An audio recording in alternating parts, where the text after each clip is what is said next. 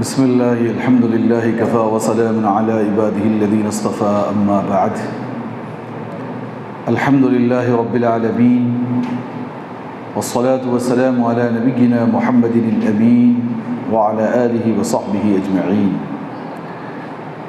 اما بعد فقد قال اللہ عز وجل فاعوذ باللہ من الشیطان الرجیم بسم اللہ الرحمن الرحیم قل إن كنتم تحبون الله فاتبعوني يحببكم الله وقال النبي صلى الله عليه وسلم لا يؤمن أحدكم حتى أكون أحب إليه من والده وولده والناس أجمعين رواه البخاري أو كما قال النبي صلى الله عليه وسلم. قابل قدر احترام معزز سامعین اور عزیز دوستو، اللہ تعالیٰ نے قرآن مجید میں ایک آیت ارشاد فرمائی ہے، اے نبی آپ اپنی امت کو یہ بات بتا دیں اگر وہ مجھ سے محبت کرنا چاہتے ہیں تو وہ آپ کی پیروی میں لگ جائیں، آپ کی اتباع کریں، اللہ تعالیٰ خود بخود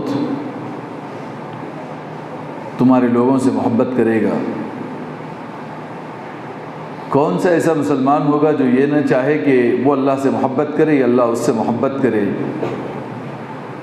اللہ کی محبت کے لیے اور رسول اللہ صلی اللہ علیہ وسلم سے محبت اور ان کے طریقہ کار کو اپنی زندگی کے پر عمل کرنے کے لیے بطور نمونہ قبول کر لینا ایک ایمان والے کی، ایک مسلمان کی ذمہ داری ہے. اب دیکھیں کہ نبی کی محبت امتوں پر واجب ہوتی ہے کہ جس قوم میں جو نبی آیا ہے اس کے متبعین کے لیے واجب ہے کہ وہ اپنی قوم کے نبی سے محبت کریں. نبی صلی اللہ علیہ وسلم کی محبت کے لیے حضور اللہ تبارک و تعالیٰ نے یہ آیت ارشاد فرما دی کہ اللہ کے نبی سے محبت اگر تم کرنا چاہتے ہو، مجھ سے محبت کرنا چاہتے ہو تو اللہ کے نبی کی پیروی کریں. آپ ایک آخری نبی بنا کے دنیا میں بھیجے گئے، رحمت للعالمین آپ کو بنا دیا گیا. آپ ایک ایسے نبی ہیں جو انسانوں کے ساتھ ساتھ جناتوں پر بھی نبی بنا کے بھیجے گئے تھے. آپ عظیم مخلوق انسانوں کے ساتھ آپ جانوروں سے بھی رحمداری اور رواداری اور محبت کا معاملہ فرمایا کرتے تھے، اس لیے آپ کو رحمت للعالمین کے لقب سے نوازا گیا. آپ صلی اللہ علیہ وسلم کی حیات مبارکہ پاک و شفاف پانی کی طرح، نہ اس میں کوئی داغ دھبا تھا. آپ کے اخلاق کریمانہ اتنے اونچے تھے کہ لوگ آپ سے محبت آپ کے اخلاق کی بنیاد پر کرتے تھے. اسلام سے متاثر لوگ حضور علیہ السلام کے اخلاق کو دیکھ کر ہوتے تھے. جب تک ذمہ داری آپ پر نہیں پڑی تھی نبوت کی، آپ لوگوں میں بڑی محبتوں سے ملتے، ہنستے مسکراتے چہرے کے ساتھ رہتے، لوگوں کے غموں کو تقسیم کرتے، مفلسوں کو کھانا کھلاتے، ناداروں کا بوجھ اٹھاتے، مہمانوں کی بہتر طریقے سے مہمان نوازی کرتے، تنگحال لوگوں کے لیے خود کام کرتے. آپ علیہ السلام کی زندگی کا مقصد ہی انسانیت سوز کام تھے کہ میری زندگی کا مقصد تیرے دی کی سرفرازی، میں اسی لیے مسلمان، میں اسی لیے نمازی. کہ ایک انسان کو اپنی زندگی کو اپنے لیے نہیں گزارنا ہے، اپنی زندگی کو اللہ کے بندوں کے لیے گزارنی ہے. کہ جو مفلوق الحال ہیں، پریشان حال ہیں، مصیبت زدہ ہیں، غم زدہ ہیں، ان کے ساتھ تھوڑی دیر بیٹھنا، ان سے محبت کرنا، غریبوں کا حال دریافت کرنا، یہی تو اسلام ہے. جب آپ علیہ السلام کو نبوت عطا کی گئی تو آپ کی ذمہ داری پوری دنیا کی آپ پر ڈال دی گئی نبوت کے اعتبار سے. پھر آپ کا کھانا، آپ کا رہنا سہنا، آپ کی بات چیت، آپ کا ہنسی والا مزاج سارا کا سارا تبدیل ہو گیا. اس بڑے بوجھ کے تلے اللہ کے نبی صلی اللہ علیہ وسلم امت کی فکر میں رونے والے بنے۔ کام وہی تھا، مگر ذمہ داری کی وجہ سے اپنے آپ کو اللہ کے نبی علیہ الصلوۃ والسلام نے پوری امت کے لیے اپنے ہر وقت کو نشاور کر دیا، اور پورا قرآن کے نزول کے لیے 23 سال کا عرصہ لگا، 22 سال 6 مہینے 20 دن تک قرآن اترتا رہا۔ تو 23 سال کے عرصے میں حضور صلی اللہ علیہ وسلم کو کافی تکالیف کا بھی سامنا کرنا پڑا۔ آپ علیہ الصلوۃ والسلام پر جب وحی نازل ہوئی 3 سال تک وحی بند رہی، 3 سال تک آپ کو قرآن کی تعلیم کی طرف، لوگوں کے مزاج کو پڑھنے کی طرف لگایا گیا تاکہ لوگوں کا مزاج پتہ چلے۔ 10 سال تک، اس 3 سال کے بعد 10 سال تک مکۃ المکرمہ میں آپ علیہ الصلوۃ والسلام نے کفار قریش پر محنتیں کی۔ اسی میں آپ کو کافی تکلیف بھی ملی۔ شیب ابی طالب میں 3 سال تک بند ہونا پڑا، طائف کا سفر بھی رہا، اور صحابہ کرام کے حبشہ کے سفر رہے، اور علاقوں کے سفر ہوتے ہوتے آخر حضور علیہ الصلوۃ والسلام نے مکۃ المکرمہ چھوڑ کر مدینۃ المنورہ کو اپنا مسکن بنایا۔ وہاں کے لوگوں نے بہت اچھا تعاون کیا، مکانات دیے، دکانات دیے، زمینیں دیے، اپنے جان و مال کو حضور صلی اللہ علیہ وسلم پر نچھاور کیا۔ پھر بدر لڑی گئی، احد لڑی گئی۔ آپ علیہ الصلوۃ والسلام کی اگر اس 10 سال کی تاریخ کو اگر ہم دیکھیں تو 23 غزوات اور 43 سرائے اللہ کے نبی علیہ الصلوۃ والسلام نے لڑوائے ہیں۔ 23 غزوات جس میں خود آپ شریک رہے ہوں، اور 43 سرائے جس میں حضور صلی اللہ علیہ وسلم نے جماعتیں بنا کے بھیجی گئی ہوں، یہ دونوں ملا کر اپروکسیمیٹ 66 بنتے ہیں۔ اگر آپ ڈیوائڈ کریں گے آپ حضور صلی اللہ علیہ وسلم کی 9.5 سال کی لائف پر، تو ہر پونے 2 مہینے میں ایک جنگ ہوئی ہے اسلام کے لیے۔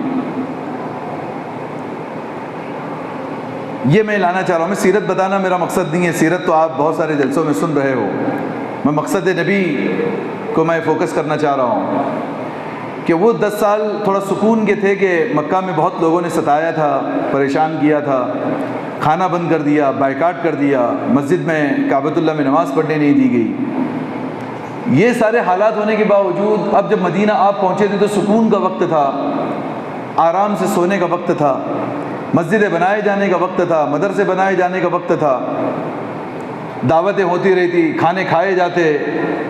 ایک لائف جو ہم گزار رہے ہیں، عیش والی لائف، شاید کہ نبی علیہ الصلوۃ والسلام وہ گزارتے، مگر ذمہ داری مکہ سے نکلنے کے بعد اور بڑھ گئی۔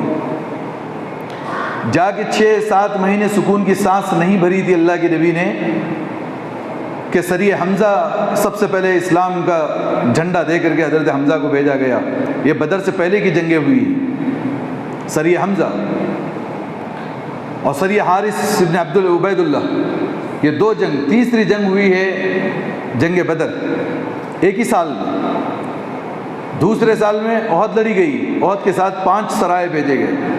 تیسرے سال میں اور زیادہ ہوا، 5ویں سال خندق لڑی گئی، خندق کے ساتھ میں جو ہے وہ 11 جو ہے وہ سرائے بھیجے گئے۔ آخرکار 8 ہجری میں فتح مکہ ہوا، اسی وقت غزوہ حنین بھی ہوا، اس سے پہلے خیبر کا جنگ جو ہے وہ جیتی۔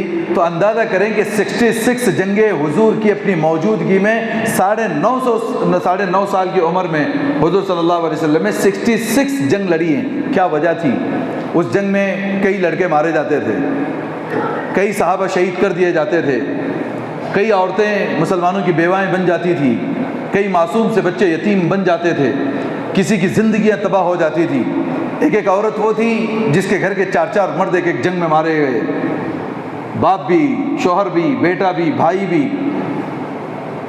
کیا وجہ تھی حضور علیہ الصلوۃ والسلام کو اتنی جنگیں کرنے کی؟ آرام سے کھا پی کے زندگی گزارتے؟ نہیں، مقصد حیات کچھ اور ہے۔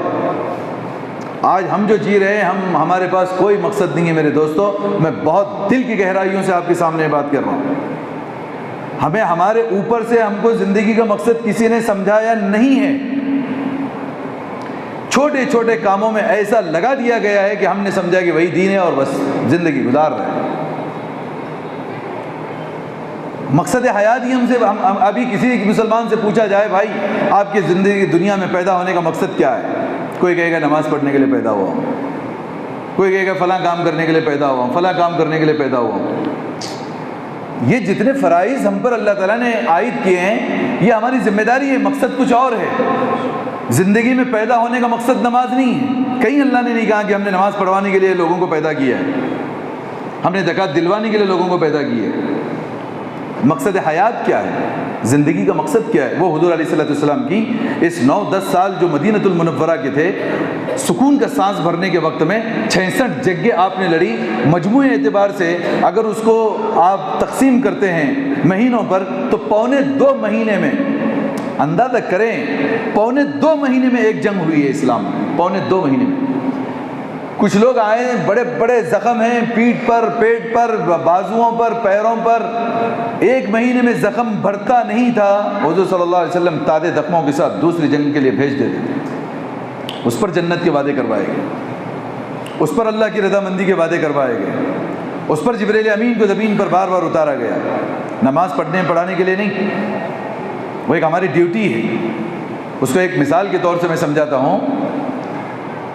آرمی کو آپ نے دیکھا ہوگا، جو آرمی ہوتی ہے، جو جوان ہوتے ہیں، ان کو پر ڈے کی ایک ایکسرسائز، ایک ٹریننگ دی جاتی ہے، ایک ذمہ داری ہوتی ہے ان کی۔ صبح میں مثال کے طور پر 1 گھنٹہ ان کو واک کرنا ہے، ان کو جو ہے کونیوں کے بل چلنا ہے یا پیٹھ کے اوپر ایک بڑا بوجھ لے کر کے چلنا ہے، اور اتنا کھانا ہے اور ایسا ایسا اتنا ہی سونا ہے۔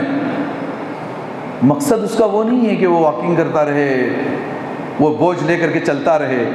مقصد یہ ہے کہ پریپیئر ہونا ہے اس کو، کہ آگے مقصد بڑا ہے کہ ملک کو بچانا ہے اس کو۔ ایک آرمی کا مقصد یہ ہے کہ وہ ملک کو بچائے گا، ملک کا 1 انچ بھی کوئی اور ملک حاصل نہ کرے، اس کے لیے جان دینے کے لیے تیار۔ معلوم ہے کہ بم پھٹ رہے ہیں، توپیں آ رہی ہیں، مگر جوان کی ڈیوٹی ہے کہ وہ جا کے وہ شہید ہو جاتا ہے اور اس کے سامنے اپنے سینے کو سامنے کرتا ہے۔ وہ مقصد کے لیے اس کو روزانہ جو ہے واک کروائی جا رہی ہے، ویٹ اٹھوایا جا رہا ہے، بھوکا رکھوا جا رہا ہے، اس کی نیند کو جو ہے وہ برابر کنٹرول کروائی جا رہی ہے، اس لیے کہ میرے بھائی کہ وہ آرمی جب اس میں فٹ ہوگا تو مین جو مقصد ہے اس کا، اس مقصد کو اس کو حاصل کرنا ہے۔ سمپل سی لاجک ہے، سمپل سا مسئلہ ہے۔ مسلمانوں کو اللہ تعالیٰ نے کہا کہ 5 وقت آپ کو نماز پڑھنی ہے، اس لیے کہ جو بندہ 5 ٹائم اللہ کے سامنے جاتا رہے گا، اس کو اللہ کے سامنے کھڑے ہونے کا جذبہ رہے گا۔ 4 ہفتے پہلے ہم نے نماز پر ڈیٹیل گفتگو کی ہے کہ جب 5 مرتبہ ایک بندہ مسجد میں آ کے اللہ کے سامنے سجدہ کرے گا، اس کا ایمان ہمیشہ فریش رہے گا کہ مجھے جو کرنا ہے اللہ کے لیے کرنا ہے۔ 5 ٹائم مسجد میں اللہ تعالیٰ بلا رہے ہیں، روزے رکھوا رہے ہیں، سب کچھ کر رہے ہیں، مقصد ہے اس لیے نہیں، اللہ کو کسی کے سجدے کی کوئی ضرورت نہیں ہے۔ مقصد کیا ہے؟ مقصد حیات یہ ہے کہ جو نبی کا لایا ہوا جو دین ہے، جو اسٹیبلشمنٹ آف دی اسلام ہے، کہ پورے عالم کے اندر جو ہے وہ پھیلنا چاہیے۔ اس کے لیے حضور نے جو ہے 66 جنگیں لڑی ہیں 10 سال کے پیریڈ میں، 66 جنگیں اس لیے لڑی کہ پورے عالم میں اسلام پھیلے۔ ہم نے سمجھا کہ نہیں، ہم کو نماز پڑھتے پڑھتے مر جانا ہے، تو وہ تو بے وقوف انسان ہے جس کو کہا جا رہا ہے کہ یہ آپ کی ٹریننگ ہے۔ کہا کہ ٹریننگ یہ میرا مقصد ہے، تو اب اس کو کون سمجھائے گا یار کہ یہ ٹریننگ مقصد نہیں ہوتا ہے۔ ٹریننگ اس لیے دی جا رہی ہے کہ ابھی آپ کو جانا وہاں پہ، آپ کو بھوکا رکھ کر کے مہینہ مہینہ اس بات کی جو ہے فزیکل ٹریننگ دی جا رہی ہے کہ آپ کو بھوک کی حالت میں بھی جو ہے جام شہادت پینے کا وقت آئے تو اس کے لیے ٹھہرنا چاہیے۔ آپ سے زکوٰۃ اس لیے دلوائی جا رہی ہے کہ مال کی محبت دل میں جمع ہو کے دنیا میں جینے کی لمبی لمبی امیدیں آپ نہ کرو، مال تقسیم کرتے رہو، صدقات، عطیات، خیرات، زکاتیں اس لیے دیتے رہو کہ مال کی محبت نہیں رہے گی، انسان جو ہے وہ چلے گا۔ یہ جو مقصد ہے، صحابہ کرام 100% اللہ کے اس فیصلے پر اتر چکے تھے۔ آج ہر ایک نے اپنا گول مٹول خواہش کے حساب سے مقصد بنا دیا، الگ الگ تحریکات نکل گئی، الگ الگ تنظیمیں نکل گئی، سب نے سمجھا کہ دین، جس نے اپنے حساب سے دین سمجھا اس نے پبلک کو اپنے حساب سے دین سمجھایا۔ قرآن کسی نے نہیں سمجھا، حدیث مبارکہ کسی نے نہیں سمجھی، چند باتوں پر عمل کر کے سمجھ رہے ہیں کہ ہم تو ٹوٹلی 100% دین پہ عمل کر رہے ہیں۔ تو یہ انسان کا اپنا دھوکہ ہے، اس دھوکے سے کون باہر نہیں نکال سکتا۔ مقصد بڑا عظیم اللہ تعالیٰ نے دیا، اور اس مقصد کو پہلے پارے میں قرآن کے اندر اللہ تعالیٰ نے کہا انی جاعل فی الارض خلیفہ، میں زمین میں میرا پارٹنر، میرا خلیفہ بنانا، خلیفہ کہتے ہیں پوری اتھارٹی اس کے پاس میں، زمین کے اوپر میں خلیفہ بنا رہا ہوں۔ فرشتوں نے کہا اتجعل فیہا من یفسد فیہا ویسفک الدماء، اللہ آپ ایسے لوگوں کو پیدا کریں گے زمین پر جو مرڈر کریں گے، دنیا میں جا کر خون بہائیں گے، فساد مچائیں گے، اس کا جواب نہ دیتے ہوئے اللہ تعالیٰ نے فرشتوں کو ایک جواب دیا، انی اعلم ما لا تعلمون، فرشتوں جو میں جانتا ہوں وہ تم نہیں جانتے، اسجدوا لآدم، میرا آرڈر ہے کہ جس کو میں نے پیدا کیا اس کو تم سجدہ کرو، آج تک سجدہ مجھے کر رہے تھے، میرے آرڈر پر اس کو سجدہ کرو۔ فسجد الملائکۃ کلھم اجمعون، پورے کے پورے فرشتوں نے جو حضرت آدم کو سجدہ کیا۔ جبریل امین کی جیسا جو ہے فرشتہ ہو، میکائیل و اسرافیل کے جیسے ان سے بڑے بڑے فرشتے ہوں، عرش کے اٹھانے والے سب سے بڑے 8 فرشتے ہوں، ان فرشتوں سے ایک چھوٹے سے آدم کو سجدہ کرانا، کیا نماز پڑھوانے کے لیے اللہ نے اتنا بڑا کام کروایا تھا آدم سے؟ سوچو تو صحیح۔ نماز ہی کا صلہ جنت ملے گا اور نماز نہ پڑھنے کا صلہ جہنم ملے گا؟ کیا اسی لیے اللہ تعالیٰ نے جنت و جہنم کو بنائی ہے؟ سجدے کرنے کے لیے اللہ کے پاس بہت خربوں ان گنت فرشتے ہیں، لا یعصون اللہ ما امرهم ویفعلون ما یؤمرون، ان کی ڈیوٹی یہی ہے کہ وہ کبھی نافرمانی نہیں کرتے، جو آرڈر دیا گیا اس کو پورا کرتے ہیں، سجدہ تو سجدہ، طواف تو طواف، جو عبادت اللہ نے ان سے کہی ہے وہ کر رہے ہیں۔ پھر ہمیں دنیا میں بھیجا، دنیا میں بھیجتے بھیجتے 23 سال تک اپنے احکامات کو اللہ تعالیٰ نے اتارے۔ ان احکامات کے اندر میں آپ کو بات بتا دوں کہ قرآن کو اگر مجموعی طور پہ ہمیں سمجھنا ہے کہ یہ قرآن ہے کیا، اس کا ڈیٹیل انشاءاللہ نیکسٹ وغیرہ ویک میں ہم بات کریں گے۔ میں مجموعی طور پہ بتا دوں کہ 6600 کچھ آیتیں قرآن میں ہیں۔ مسلمانوں کے لیے جو قرآن اترا ہے وہ صرف 500 کچھ آیتیں ہیں، یعنی کہ اوپر کا جو 666 آیتیں انڈین کتاب کے حساب سے، سعودین میں کچھ آیتیں آگے پیچھے ہونے کی وجہ سے 200 آیات کا فرق ہوتا ہے، بہرحال جو بھی ہو 6500 آیتیں مسلمانوں کے لیے اللہ نے قرآن میں اتاری ہیں۔ تو 6000 آیتیں کس پس منظر میں، نہ اس میں نماز کا ذکر ہے، نہ اس میں جہاد کا ذکر ہے، نہ اس میں کسی چیز کی ٹریننگ اللہ تعالیٰ دے رہے ہیں، تو یہ ہے کیا چیز؟ کیوں اتارا اللہ تعالیٰ نے؟ جب اس کی ضرورت مسلمانوں کو نہیں تھی، انسانوں کو اس قرآن کی ضرورت نہیں تھی، تو کیا ضرورت تھی اللہ کو وہ کتاب اتار دیا اور 6000 آیتیں مسلط کر دیا مسلمانوں پر؟ سوچے تو صحیح ذرا اس کو۔ معلوم ہوا کہ ڈیوٹی انجام دینے کے لیے ہمارے پاس میں 600 آیتیں ہیں قرآن پاک کی، جس میں 250 آیتیں حلال کی اللہ تعالیٰ نے دی ہیں۔ ان حلال میں آ جاتی ہے نماز، ان میں آ گئی زکوٰۃ، اس میں آ گیا فطر، اس میں آ گیا روزے، اس میں آ گیا جہاد، اس میں آ گیا کھانے پینے کی ساری چیزیں۔ 250 آیتیں اللہ تعالیٰ نے حرام کی قرار دی ہیں، جس میں آ گیا کہ جو ہے یہ نہ کریں، شراب نہ پریں، زنا نہ کریں، چوری نہ کریں، ڈکیتی نہ کریں، فلاں فلاں نہ کریں۔ 250 آیتیں، 100 آیتوں میں اللہ تعالیٰ نے تسبیحات بتائی ہیں، تسبیحات، بالغدو والآصال، صبح اور شام یہ کرو، بالعشی والابکار، صبح اور شام میں یہ کریں، سبحان اللہ بحمدہ، اللہ کے لیے یہ تسبیح کریں۔ یہ ہے مسلمانوں کی ڈیوٹی کے لیے 500 اور ریفریشمنٹ کے لیے 100 آیتیں۔ اب یہ ڈیوٹی والے جب آیتوں پر انسان عمل کرے گا، اب اس کے پاس میں 6000 آیتیں وہ ہیں جس کو عمل کرنے کے لیے اللہ تعالیٰ نے اس کو اتارا ہے۔ وہ 6000 آیتیں ہمارا ٹارگیٹ ہے۔ وہ 6000 آیتیں جو 90% قرآن ہے، وہ ہمارا جو دین ہے، جس کے لیے اللہ تعالیٰ نے ہمیں خلیفۃ الارض کہا کہ ہم نے تمہیں زمین میں خلیفہ بنایا ہے۔ اب اللہ تبارک و تعالیٰ کے انہی بندوں تک یہ پورے قرآن کو جو ہے وہ پھیلانا، جو حضور علیہ السلام نے 10 سال میں 66 جنگوں کے ذریعے سے ثابت کر دیا کہ مقصد زندگی نماز نہیں ہے، مقصد زندگی روزہ نہیں ہے، یہ ہماری ڈیوٹی ہے، وہ تو لازم کرنا ہی کرنا ہے، اس کے نہ کرنے پر تو پوچھ ہوگی، اس کے علاوہ مقصد الگ ہے۔ اب ہم نے یہ سمجھا کہ میں 5 ٹائم کی نماز بھی پڑھتا ہوں، کچھ داڑھی جبہ بھی میرا ہے اور کچھ فلاں فلاں بھی ہے اور میں دیندار ہو گیا۔ نہیں، ایک ڈیوٹی ہے جو آپ انجام دے رہے ہیں اور اس کو انجام دینا ہی ہے۔ مقصد کیا ہے زندگی کا؟ ایک بندہ صبح 8 بجے سے لے کے رات میں جو ہے 6 بجے تک کام کر رہا ہے، اس کو پوچھیں آپ کیا کر رہے ہیں؟ صاحب میں ڈیوٹی کر رہا ہوں۔ کیا ملتا ہے اس میں؟ میرے کو جو ہے 10,000 روپے ماہانہ تنخواہ ملتی ہے۔ مقصد تمہارا ڈیوٹی ہے؟ نہیں، مقصد میرا میرے بیوی بچے پالنا ہے، اس کو بھی معلوم ہے۔ یہ میں 8 گھنٹہ 10 گھنٹہ جو میں محنت کر رہا ہوں، راب رہا ہوں، مزدوری کر رہا ہوں، یہ اس وجہ سے ہے کہ میرے نزدیک میرے بیوی بچے ہیں جن کا مجھے پیٹ پالنا ہے، اس کے لیے میں ڈیوٹی کر رہا ہوں۔ اگر کوئی یوں کہے کہ نہیں میری ڈیوٹی ہی میرا مقصد ہے، تو اس بیوقوف کو کون سمجھائے؟ مقصد حیات ہمارا جو ہے وہ پورے کا پورا قرآن ہے۔ ایک آیت بھی ایسی نہیں ہے جو اللہ تعالیٰ نے بیجا اتاری ہو، ورنہ یہ ہوگا کہ اللہ تعالیٰ نے قرآن ایسا اتارا کیوں جو ہماری ضرورت کا نہیں تھا۔ سب سے پہلا مقصد حیات یہ ہے کہ اللہ تعالیٰ کی کتاب کو انسان کو سمجھنا ضروری ہے۔ کتاب کو جب تک نہیں سمجھیں گے خدا کبھی بھی نہیں سمجھ میں آئے گا۔ حقیقت کہہ رہا ہوں میں، کیونکہ بہت باتیں ہم ایسا ہوتا ہے کہ کچھ باتیں ہم سالوں سال سے سنتے ہیں، مگر ایک نئی بات ایسی محسوس ہوتی ہے کہ یہ ہم نے سنی نہیں تھی تو عجیب لگتی ہے، لیکن حقیقت وہی ہوتی ہے۔ جو ہر دن سن رہے ہیں وہ حقیقت ہے ایسا کوئی ضروری نہیں ہے، جو کبھی کبھار سنو وہ حقیقت ہے، یہ بھی ہوتا ہے۔ تو ہماری خدا اس وقت تک نہیں سمجھ میں آئے گا جب تک آپ خدا کی کتاب نہیں سمجھیں گے۔ صرف میں اگر کہہ دوں پوری زندگی میں کہوں کہ اللہ تو بہت بڑا ہے، بہت بڑا ہے، تو اللہ بہت اچھا ہے، تو بہت بڑا ہے، 1% بھی اللہ کی بڑائی دل کے اندر پیدا نہیں ہو سکتی جب تک کہ اس مالک حقیقی کی کتاب میں میں غوطہ نہ لگاؤں، اس سمندر میں ڈبکیاں نہ لوں کہ واقعتاً ہے کہ اللہ تعالیٰ کہہ رہا ہے مجھے سمجھنے کے لیے میری کتاب کو سمجھنا ہوگا۔ اور رسول اللہ صلی اللہ علیہ وسلم کی محبت نہیں آئے گی جب تک کہ ہم اس کی کتاب کو نہ سمجھیں، اللہ تعالیٰ کی کتاب کو سمجھیں، پھر رسول اللہ صلی اللہ علیہ وسلم کی احادیث کو نہ سمجھیں، رسول کی محبت پیدا نہیں ہوتی۔ ہم نے کیا کر دیا، ہر ایک کو جو میٹھا میٹھا دین لگا، یہ تلخ حقیقت جو میں بیان کر رہا ہوں، ہر ایک کو جو میٹھا دین لگا اس نے سمجھا یہی دین ہے، اور اپنی زندگی گزار کے مر کے تو جاؤ گے، قیامت کے دن ہم کھڑے ہو گے کوئی پاس ہونے کی گارنٹی ان کے پاس نہیں ہوگی۔ تو مقصد کو سمجھے جس کو اللہ تعالیٰ نے خلیفۃ الارض کا، کیوں خلیفہ ہے؟ زمین میں اللہ تعالیٰ کی خلافت کو نافذ کرنا یہ انسان کی ذمہ داری ہے۔ ایک جملے میں قرآن کے اور رسول اللہ صلی اللہ علیہ وسلم کی نبوت کا مقصد میں سمجھا رہا ہوں، ایک جملے میں اللہ نے ہمیں خلیفہ بنایا، اس زمین میں ہم کو اللہ کی خلافت کو نافذ کرنا یہ ہماری سب کی ذمہ داری ہے۔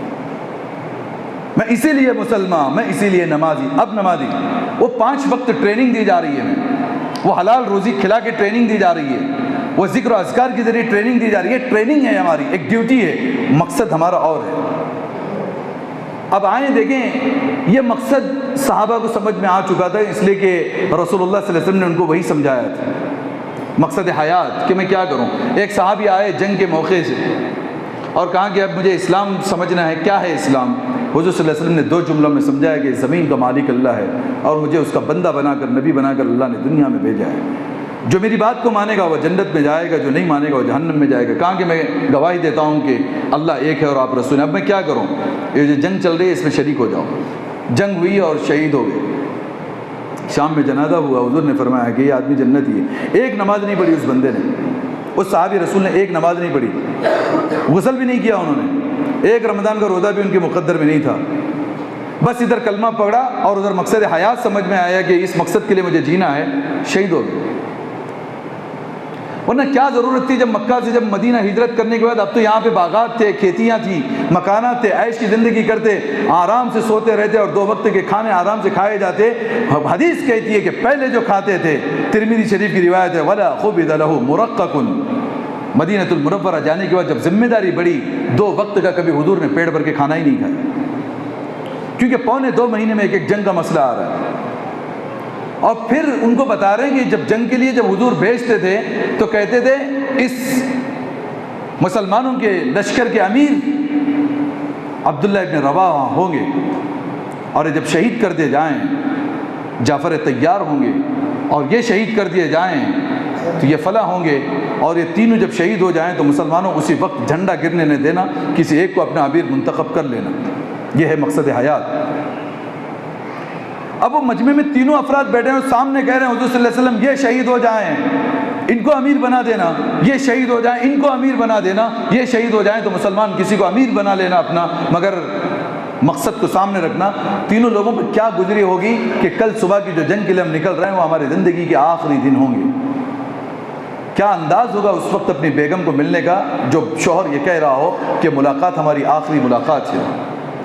معصوم سے بچوں کو گود میں بٹھا کر کے ان صحابہ نے کیا کہا ہوگا کہ تمہارا ابو آج تمہارے نگاہوں کے سامنے ہے، کل کو تمہارا باپ قبرستان کی زینت بن چکا ہوگا۔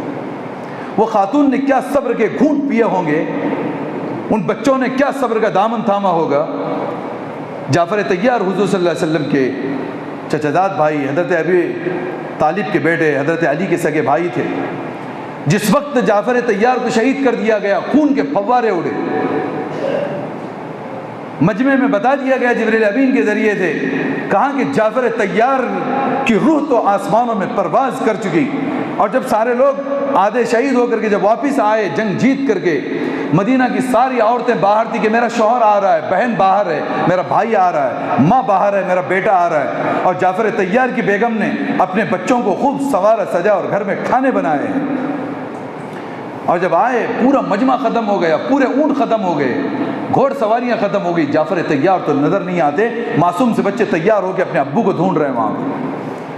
تب حضور علیہ الصلوۃ والسلام نے ان بچوں کو اپنے سینے سے لگایا، ان کے گھر لے جا کر کے جعفر طیار کی بیگم سے کہا کہ تم کیا پسند نہیں کر سکتی کہ ان بچوں کا باپ جو ہے وہ میں ہوں اور عائشہ ان کی ماں ہو. صبر کرو، میں دیکھتا ہوں جعفر طیار کو جنت کی سیر کر رہا ہے. مقصد حیات نماز ہوتی ہے تو حضور اپنے پیچھے پڑھواتے رہتے، یہیں پڑھتے رہو، کہیں جانے کی ضرورت نہیں ہے، سب سے بڑا امام میں ہوں، سب سے بہتر مسجد مسجد نبوی. مقصد تو وہ ہے کہ شریعت کا نفاذ ہو ساری دنیا کے اندر.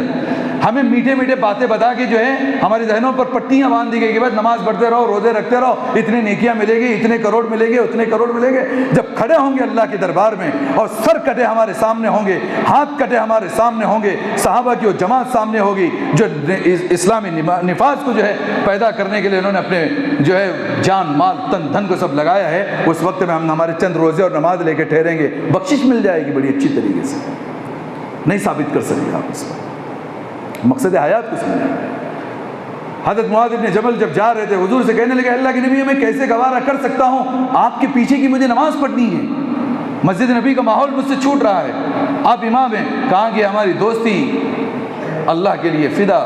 معاذ یاد رکھیں اب تم جا رہے ہو، میرا دیدار ہو رہا ہے، جب تم لوٹو گے میری قبر پہ آؤ. حضور کی جدائی برداشت، مسجد نبی کی نماز چھوٹ جائے برداشت، حضور کی امامت چھوٹ جائے برداشت. مقصد کے پہلے کوئی چیز نہیں، مقصد فرسٹ نمبر پہ، ڈیوٹی بعد میں.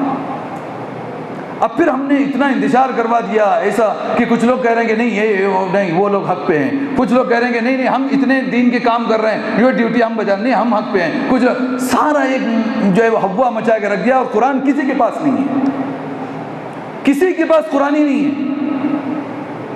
مقصد کے لیے اللہ 23 سال تک حضور کو تڑپا کر ایک آیت قرآن کی اتار رہے ہیں. اس امت کے پاس قرآن نہیں ہے، اس کو پتہ ہی نہیں کہ قرآن میں ہے کیا. کہاں ہے مولانا لوگوں کی سمجھنے کی چیز ہے، یہ ہمارا کچھ نہیں ہے. مولانا کس نے ٹھیکہ لے رکھا ہے بھائی؟ عالم کو سمجھنے کے لیے کتاب اللہ اتارے تو اللہ ظالم ہے، اس لیے کسی علماء کی سمجھ کے اتار رہے ہیں اور عوام کو نہ سمجھے اور پھر قیامت کے دن حساب لیں گے کہ تم نے میری کتاب پہ کیا عمل کیا. یہ تو اللہ ظالم ہے. جو سمجھ میں نہیں آتا وہ اتارتے ہیں اور پھر قیامت کے دن حشر میں کھڑے ہو کے حساب پہ لیتے ہیں. یہ کیسے اللہ ہے یار؟ سوچو تو صحیح. اب تھوڑا اگر سوچے تو معلوم ہے اللہ کبھی اپنے کام میں جو ہے وہ لا یکلف اللہ نفسا الا وسعها، ہم کبھی تکلیف سے زیادہ کسی کو اس کی طاقت سے زیادہ کوئی عمل دیتے نہیں. نمبر 2 اللہ نے کہا وَلَقَدْ يَسَّرْنَا الْقُرْآنَ لِلذِّكْرِ فَهَلْ مِن مُدَّكِرٍ، پوری دنیا میں سب سے آسان ہم نے قرآن اتارا ہے کوئی اس سے نصیحت حاصل کرنے والا؟ صاحب آپ نے کیا پڑھا؟ ہم نے یہ بھی پڑھ لیا وہ بھی پڑھ لیا، یہ کتاب پڑھی، کتنے بار پڑھی؟ 100 بار پڑھی. قرآن کب پڑھا آپ نے؟ سورہ فاتحہ آپ نماز میں پڑھ رہے ہو، کیا مطلب ہے صاحب سورہ فاتحہ کا؟ اللہ کے سامنے تحفہ پیش کر رہے ہو نماز کا، کچھ پتہ نہیں. سورہ فلق سورہ ناس پڑھ لیا آپ نے، کیا ہے سورہ فلق سورہ ناس؟ صاحب کچھ پتہ نہیں. ایک منتر ہے قرآن کا جو رٹ لیا ہے، ہم پڑھ رہے ہیں بس، میری نماز ہو رہی ہوگی نماز؟ ایک تحفہ جو اللہ کے سامنے پیش کر رہے ہو، ایک کلام جو اللہ سے کیا جا رہا ہو، اللہ ہر بات کا جس کا جواب دیتے ہو، یہ بندے کو پتہ ہی نہیں، ہاتھ باندھ کے کھڑا ہوتا ہے، پڑھتا ہے، نماز کی چھٹی ہو جاتی ہے. ایک مذاق ہے، اس کے سوا اس کا کوئی انعام جنت نہیں ہے. حقیقت کو سمجھو میرے دوستو. ہاں سمجھتے سمجھتے اگر مر جاتا ہے اس کو جنتیں ملتی ہیں. سمجھ کی بھی اگر آنکھوں پہ پٹی ہے تو اس کو کون سمجھائے گا؟ سب سے پہلے مقصد حیات اس مالک حقیقی نے ہمیں پیدا کیا، ہمارے ہر عزو کو ٹھیک کیا. پہلے ہم اس کو مالک کو سمجھنا ضروری ہے، اس کی کتاب کو سمجھنا ضروری ہے. آج ہمارے بچے انگریزوں کے نہیں ہیں، ہمارے اپنے بچے ہیں، مگر LKG UKG سے فراٹی کی انگریزی بول لیتے ہیں. اس پہ تو فخر کرتے ہیں، میرا بیٹا بڑا اچھا انگلش بولتا ہے. ہمارے بچے کنڑ سے پیدا ہوئے نہیں ہیں، مگر LKG UKG میں بچے کنڑ بول لیتے ہیں. ہم مسلمان ہیں، ماں کے پیٹ سے مسلمان ہوئے ہیں، اور قرآن سے اتنی نفرت اور اتنی بیزارگی وہ ہمارے سمجھ کی چیز نہیں. رمضان میں 10 ختم کے کس نے بولا صاحب 10 ختم کرنے کے لیے؟ آپ کو زندگی میں 1 ختم کرو، مگر ایسا کرو کہ وہ قرآن تمہارے سینے میں اتر چکا ہو.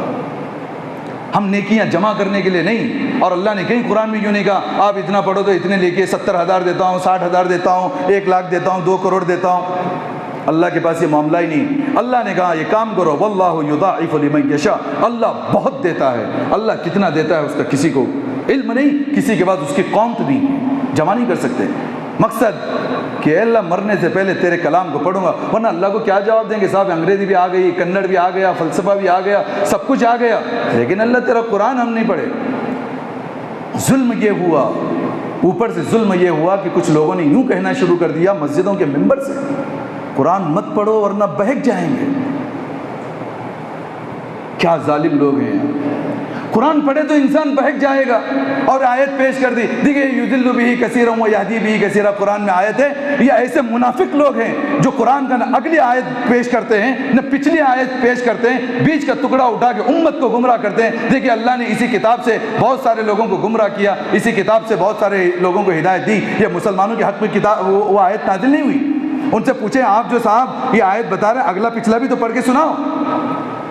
اگلی آیت لمبی آیت ہے, ان الذین یشترون بآیات اللہ ثمنا قلیلا, بیچتے ہیں آیتوں کو, قرآن میں تبدیلی کرتے ہیں. وہ لوگوں کے بارے میں ایک لمبا مضمون لکھ کر کے اللہ نے کہا کہ اسی قرآن سے وہ لوگ بہک جاتے ہیں. مسلمان جو تڑپ رہا ہے اللہ کے لیے, اپنے آخرت کے لیے, اپنی جنت کے لیے, اس تڑپ میں وہ قرآن کے اندر جب کھو جائے گا, بڑے بڑے کافر سے کافر لوگوں کو ہدایتیں ملتی ہیں. تو طفیل ابن عمرو دوسی کانوں میں روئی ٹھوس کے آتے تھے. عمر فاروق کو جو ہدایت ملی یہ اسی قرآن کی سننے کی وجہ سے ملی. قرآن سننے, زندگیاں تبدیل. اللہ تعالیٰ نے وہ کتاب اتاری ہے اور کہا ہدی للناس, یوں نہیں کہا ہدی للمؤمنین, ہدی للمسلمین, یہ کتاب مسلمان پڑھو گے تو ہدایت نہیں, ہدی للناس. یہ کتاب پوری انسانیت کے لیے. ایک کرسچن پڑھتا ہے تو اس کی کتاب ہے, یہ ہندو پڑھتا ہے تو یہ اس کی کتاب ہے, یہ کافر پڑھتا ہے تو یہ اس کی کتاب ہے. اور اللہ تعالیٰ کے سارے بندے ہیں, ان کے ماں باپ کی وجہ سے وہ لوگ بھٹک چکے ہیں. کوئی کرسچن ماں باپ ہے تو بیٹا کرسچن ہے, ہندو ماں باپ ہے تو بیٹا ہندو ہے. ہم ماں باپ مسلمان, ہم مسلمان, ہم کو بھی کتاب پتہ نہیں ہے. ایک کسی کرسچن کو قرآن پتہ نہیں ہے, ایک ہندو کو بھی پتہ نہیں ہے, مجھ جیسے ایک مسلمان کو بھی پتہ نہیں ہے. بس مجھے بھی پتہ ہے کہ ہاں قرآن میری کتاب ہے, بائبل ان کی ہے, وید ان کی ہے. یہ جو چیز سمجھ لیں, بس اتنا ہی سمجھیں. نہیں, پوری انسانیت کے لیے کتاب اتری ہے اور ہمیں پتہ ہی نہیں ہے کہ کتاب میں اللہ تعالیٰ نے کیا کہا ہے. جب تک ہم کتاب نہیں پڑھتے میرے دوستو, ہمیں اللہ کبھی سمجھ میں نہیں آتا. اس کے لیے زندگی میں ارادہ کریں, کوئی کچھ بھی بولے, اللہ تعالیٰ کی باتوں پہ عمل کرنا ہے. اللہ نے ایک آیت شکایت کے طور پہ نازل فرمائی, افلا یتدبرون القرآن, اے لوگو تم قرآن میں غور کیوں نہیں کرتے؟ ام علی قلوبہم اقفالھا, کیا کسی نے تمہارے سینے کو بھی لاک کر دیا ہے؟ ہاں, سیم سینوں کو لاک کر دیا گیا. کتاب صحیح کہتی ہے, مت پڑھو, بہک جائیں گے. ان لوگوں کو واپس کلمہ پڑھ کے مسلمان ہونا ضروری ہے, ورنہ مرتد ہیں جو یہ کہتے ہیں کہ قرآن پڑھے تو بہک جائیں گے. اللہ کہہ رہا ہے قرآن انسانیت کی ہدایت کی کتاب ہے, ہم نے اس کو بند کر دیا. یہ مولانا لوگ یہ مدرسوں کے لیے ہے, وہ فلاں کے. نہیں بھائی, ہمارے آپ کے ہر عورت اور ہر مرد کے لیے اللہ نے کتاب اتاری ہے. اور جب تک ہم نہیں سمجھتے, جب تک ہم اللہ کی کتاب کو نہیں پڑھتے, ہماری زندگی سفل نہیں ہوتے. ساری جماعتیں, میں ایک جملہ کہہ رہا ہوں, ساری جماعتیں, ساری تنظیمیں, ساری تحریکیں انسانوں کی بنائی ہوئی. ہر حالات کو دیکھا کسی نے, ایک تحریک بنائی, تحریک چل رہی. حالات دیکھا, ایک تحریک بنائی, چل گئی. کتاب حکیم 1400 سال سے اللہ رب العزت نے محمد عربی صلی اللہ علیہ وسلم پر اس لیے اتارا ہے, اور قیامت تک وہ ایک طریقہ ہوگا جو کتاب سے ہٹا ہوا ہے. کوئی تحریک سفل اور کامیاب نہیں ہو سکتی, کوئی مسلمان کامیاب نہیں ہو سکتا. لازم ہمیں پیچھے جانا پڑے گا اور اللہ کی کتاب کو پہلے مضبوطی سے تھامنا پڑے گا. جو بندہ تھامے گا وہ نجات پائے گا, جو کتاب کو چھوڑے گا پیٹھ وراء ظہورہم کأنہم لا یعلمون. اللہ کہتا ہے تم نے تو میری کتاب کے ساتھ وہ کیا, پیٹھ کے پیچھے ڈال دیا جیسے تم کتاب کو جانتے تک نہیں ہو. آج وہی حال ہمارا.